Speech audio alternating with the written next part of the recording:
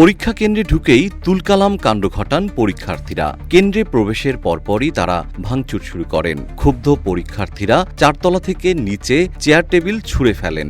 এমনকি পরীক্ষার প্রশ্নপত্র ছিঁড়ে ছুঁড়ে ফেলতে দেখা যায়। এ সময় শিক্ষার্থীদের বিক্ষোভ, চিৎকার ও প্রতিবাদে কেন্দ্র জুড়ে উত্তপ্ত পরিস্থিতির সৃষ্টি হয়।